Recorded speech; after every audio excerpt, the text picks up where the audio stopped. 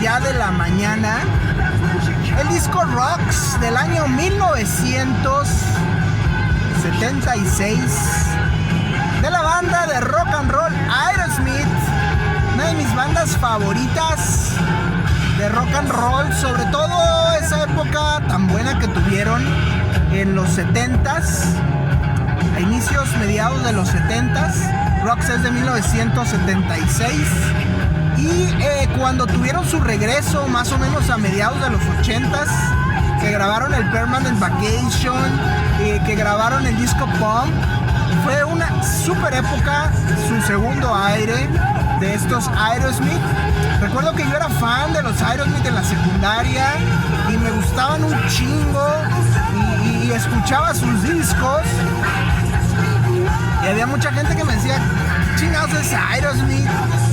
Nadie los conoce, güey, tus pinches grupos raros, me decían. Y 4 o 5 años más tarde, pues Aerosmith hacía el soundtrack de Armageddon.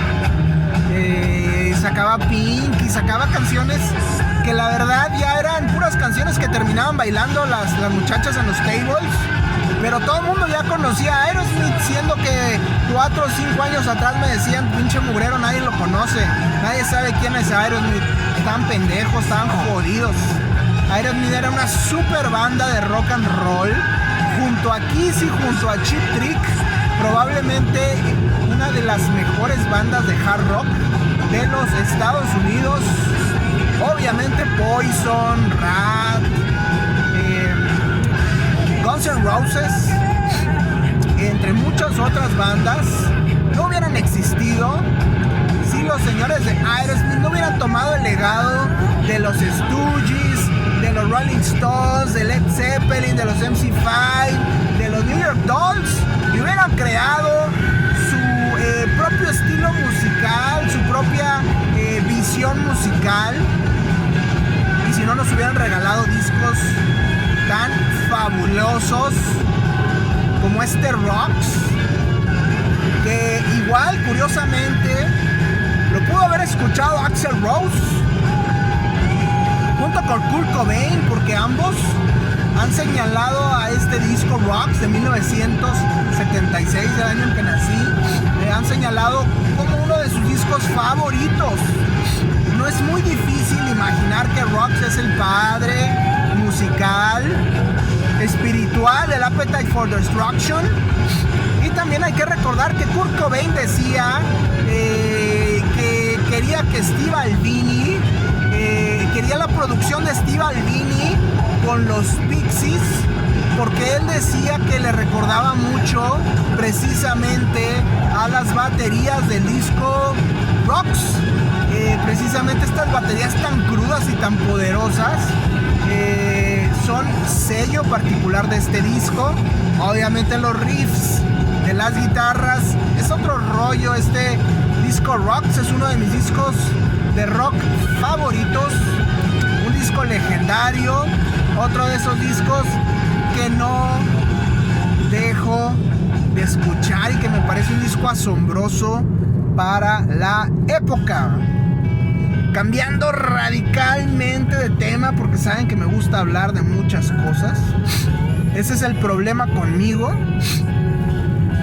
que parece estar de moda eso que dicen ahora los influencers en redes sociales, de que desarrolles tu marca personal, de que desarrolles tu nicho, de que te obsesiones con algo. Y bueno, como decía Mark Twain, como decía Charles Bukowski, para donde veas que vayan todos, tú dale para el lado contrario. Soy demasiado disperso en las cosas que hablo. Eso de agarrar tu propio nicho, eso de crear tu propia marca, me suena a veces a etiquétate, ponte una etiqueta que te defina, que ya no te deje hacer nada diferente, y estáncate. Eso de encuentra tu nicho, eso me suena a mí a estáncate, a engánchate en algo, quédate en algo atorado, atrapado, y ya no te salgas de ahí. No sé, son cosas que me preocupan, que me asustan. Me gusta hablar de muchas cosas. No soy experto definitivamente en muchas cosas, pero pues creo que a nivel cultural hay muchas vertientes de las cuales se pueden hablar, de las cuales se puede opinar un poco y discutirlas. Yo cuestiono las cosas, no trato de convencer a nadie. La razón es de todos. La verdad no es absoluta, es relativa. Así que si me dicen es que no tienen la razón, se las regalo, es de ustedes. Eso de tener la razón no me obsesiona, no me preocupa. Y bueno, ahora acabamos de ver que finalmente este Frente Amplio por México, formado por el PAN, por el PRI, por el PRD, tuvo ahí un curioso proceso interno en el que participaron varios posibles candidatos, varios precandidatos a dirigir, por así decirlo, a coordinar, dicen ellos, este Frente Amplio por México. Vimos a personajes como Santiago Krill, como Enrique de la Madrid, como Beatriz Paredes y como Xóchitl Gálvez. Vimos que muchos de ellos se quejaron por el proceso de firmas. Obviamente un candidato sin mucha estructura difícilmente iba a poder hacer algo. Fueron como 4 o 5 candidatos que dijeron no la voy a armar, mejor me salgo. Y después hubo ahí un curioso proceso de declinación por parte de los llamados candidatos fuertes, como precisamente Krill, de la Madrid y Paredes, que dijeron declino a favor de Xóchitl Gálvez. Siendo muy honestos, ni de la Madrid, ni Krill, ni menos Paredes habían despertado algo en los posibles votantes de la oposición.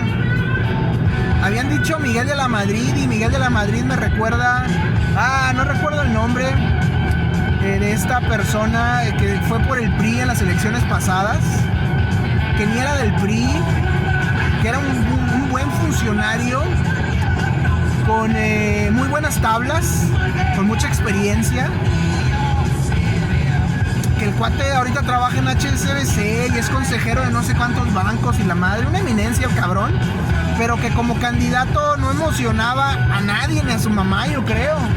Entonces, a eso me recuerda Enrique de la Madrid. Pues sí ha estado en ahí algunas administraciones, pero como candidato no emociona a nadie, no causa nada, no provoca nada. Y desafortunadamente hay que recordar que muchas de las campañas hoy en día se crean en las redes sociales, y las redes sociales no son para pensar o para razonar, son para emocionar, para provocar emociones. Eso es lo que hacen las redes sociales realmente. Por eso han polarizado tanto a la gente últimamente, porque aquí no gobierna la razón, gobiernan las emociones. Y pues la verdad es que Enrique de la Madrid no despierta ni madres. Podrá ser muy bueno, no lo sé, pero no despierta ni madres.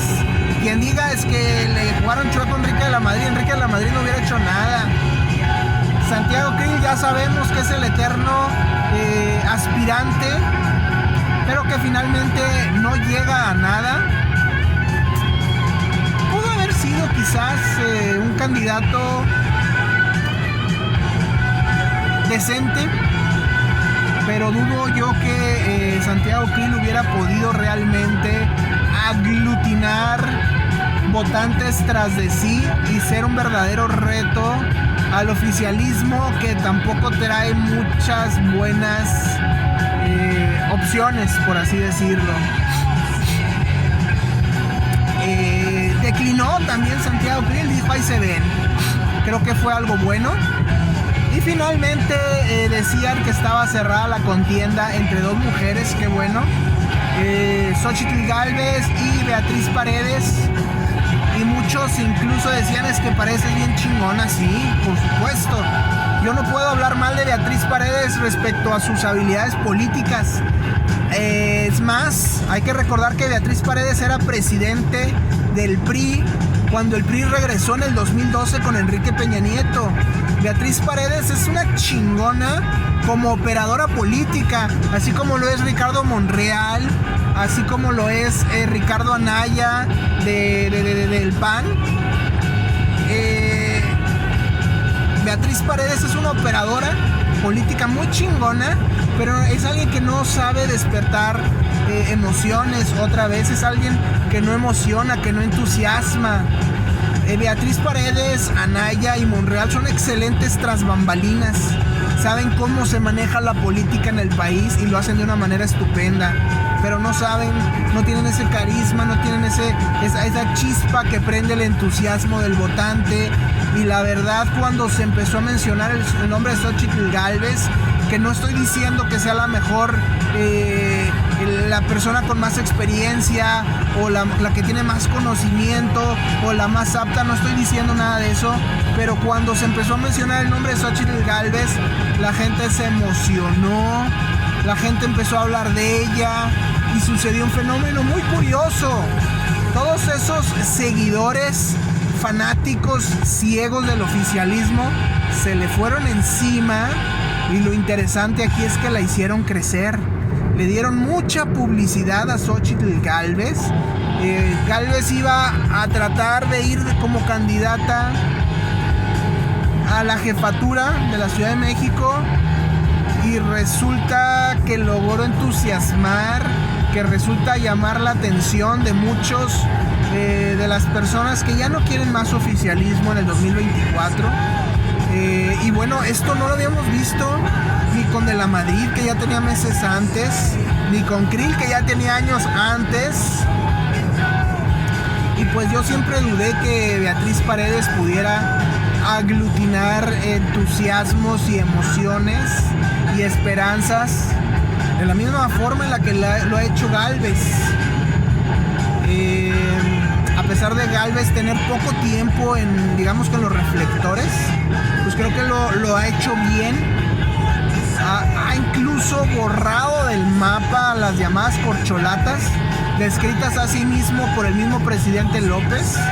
Pues resulta que Gálvez se robó el protagonismo, se robó los reflectores, se robó la atención, incluso al presidente, que siempre está ahí muy celoso de ser el protagonista, de ser la figura central en la política nacional, con sus mañaneras todos los días, sus maratónicas y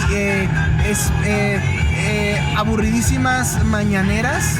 Pues resulta que Gálvez se entusiasmó más y hasta borró del mapa al presidente López. No quiero decir que Gálvez sea otra vez la mejor opción, pero creo que como candidata sucede lo mismo que pasó con López Obrador. Son muy buenos candidatos, es gente carismática, es gente que llama la atención, es gente que emociona. Y bueno, muchos, me incluyo, consideramos que debe haber un cambio, que no favoreció mucho la administración del presidente López. Queremos algo más, queremos algo para todo el país, queremos algo mejor hecho, queremos algo menos polarizante, queremos algo menos radical, queremos algo que avance para todos los mexicanos, no solamente para algunos, y queremos algo que vea al futuro y no que esté viendo al pasado. Entonces, qué bueno que se definió que la candidata sea Xóchitl Gálvez. Falló un poco ahí el proceso al final, porque en realidad no hubo una votación, en realidad todos declinaron, pero creo que era obvio desde un principio. Yo no veo que esté amañado, sino para mí es obvio que nadie entusiasmó como lo hizo Gálvez. Qué bueno que vaya Gálvez, si va a ser así. Qué bueno que los candidatos supieron declinarse para no crear un desgaste, para no perder ellos capital político, que a fin de cuentas es lo que han hecho. Y curiosamente Gálvez incluso logró darle por ahí un buen golpe a Movimiento Ciudadano, que ya no se sabe si son comparsas, si son oposición a modo del oficialismo o qué chingados son. Ya hay gente que dice vamos por separado dentro del Movimiento Ciudadano, hay gente que dice vamos a unirnos al frente. Qué bueno que haya sucedido esto, qué bueno que haya definiciones. Vamos a ver qué pasa con Movimientos Ciudadanos, si deciden ir solos van al camino de obsolescencia, hacer oposición a modo y nada más quitarle 4 o 5 puntos a la verdadera oposición.